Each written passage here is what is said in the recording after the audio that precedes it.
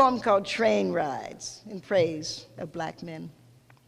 So on the first day of fall, only not really because it's still early October, you sort of get the feeling that if you wear that linen blouse with that white suit one more time, someone from the fashion police will come and put some sort of straitjacket on you.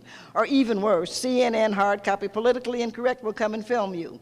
And there you will be, shamed before the world, caught in the wrong material after the right season has passed. And though you have long ago concluded that jail might make sense for folk who drink and drive, and jail certainly makes sense for folk who beat their wives and children, and there could be a good case that jail would be significant to folk who write bad checks or don't pay their bills.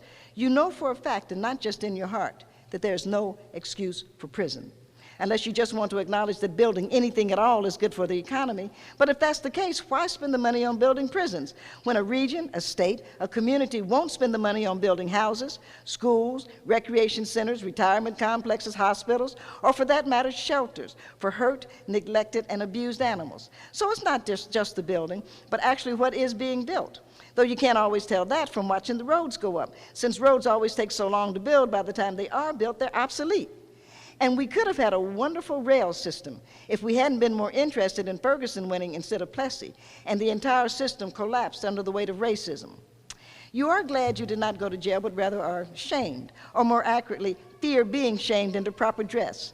But on the first day of fall, when you know it's time to break down the deck and put the flower pots away, since you could not actually afford to purchase all-weather flower pots, and when you gave it a second thought, you said to yourself, I don't think I should throw this good soil away. And you now, in order to save money, are on your way to Home Depot where you will purchase a big thing with a top that fits. And stupid you never even remember that you can't possibly carry the soil down. So in order to save the soil that you can't afford to replace, you now have to hire 2 young men to carry the aforementioned soil-loaded thing with a tight top down the stairs and place it under the porch. Only your dog has been scratching and barking and moaning, and you fear, no. You know that little Mother Mouse is back. And last year, that was quite a dilemma for you, since Mother Mouse started coming to the inside deck, and you and the dog kept seeing these little nuts, and of course those mouse droppings. And you were, actually, going to kill her. But your nose was running, so you went to the tissue box, and the tissue was all chewed. And you lifted the box, and there was clearly something in it. And to be very honest, you were scared, because no matter what we say, human beings do not do well with other life forms.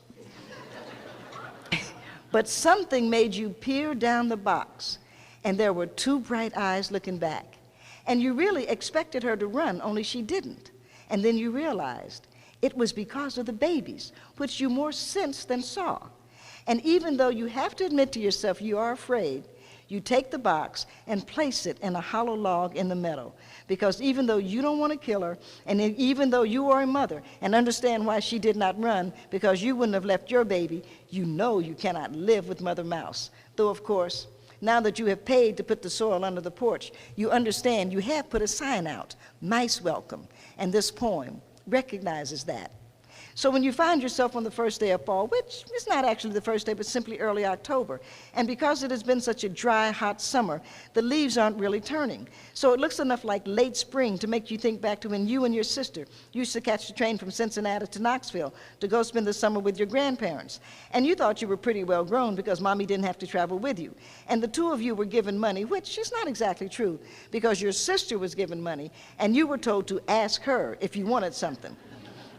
And we couldn't wait to get to Jellicoe, Tennessee, because the man came on the train with ham sandwiches, which were made with butter instead of mayonnaise, and ice-cold little Cokes in a bottle. And we had enough for that, though we always shared the potato chips. And we didn't have a care that the world was not a warm and welcoming place. But we didn't realize that all up and down the line, there was a congregation of black men looking out for us, that no one said or did anything to disturb our sense of well-being. And what a loss that more black men are in prison than on trains which no longer exist, protecting 2 little girls from the horrors of this world, allowing them to grow up thinking people are kind. So even though we lived in a segregated world, and even though everybody knows that was wrong, that band of brothers put their arms around us and got us from our mother to our grandmother seamlessly, and this poem recognizes that. And I do have a lawn jockey next to the river birch, just a bit to the back of the bird's bath, beside the bleached cow's head, the ceramic elephants, the rabbit, and the talking dogs. And you can easily see that I collect foolish things, but they make me happy. And I was ecstatic to see Emerge magazine put Clarence Thomas, that poster boy for lawn jockeys, on the cover, because he is. Because I agree with the folk who say, give Scalia 2 votes and save her salary. Since Thomas must surely be causing Thurgood Marshall many a turnover in his grave while he talks about the disservice done to him by affirmative action, the old Clarence didn't sell hurt until the Nazi right was buying, and I really don't understand how some people can take advantage of every affirmative initiative, from college to law school to EEOC to the Supreme Court, and say these programs do not work. And even old foolish Shelby Steele was saying his children didn't need a scholarship, as if the existence of the scholarship should be eliminated since he didn't. And what kind of dumb, pitiful little dumb bunny is it like Armstrong Williams, who says things like, my parents taught me to work hard and behave myself, as if other parents give lessons?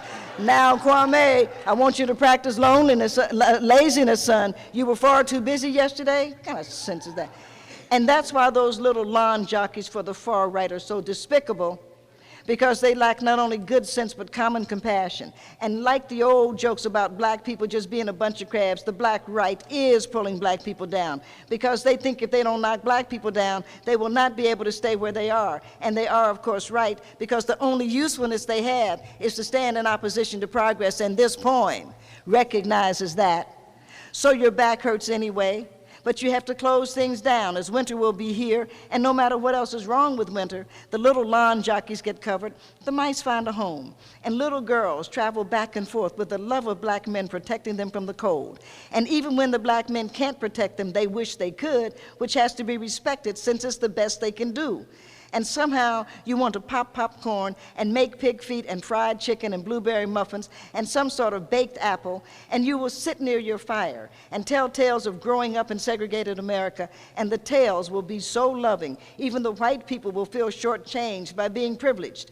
And we call it the blues with rhythm, and they want it to be rock and roll, and all the thump, thump, thump coming from cars is not black boys listening to rap, but all boys wishing they could be that beautiful boy who was the seed planted in stone, who grew to witness the truth, and who always kept it real.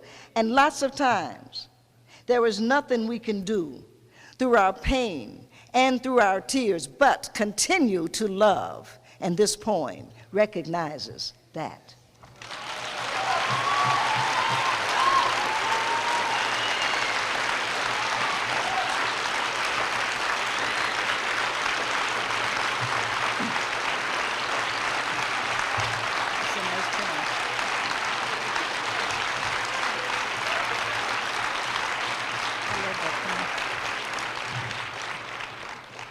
Thank you. I really love that poem.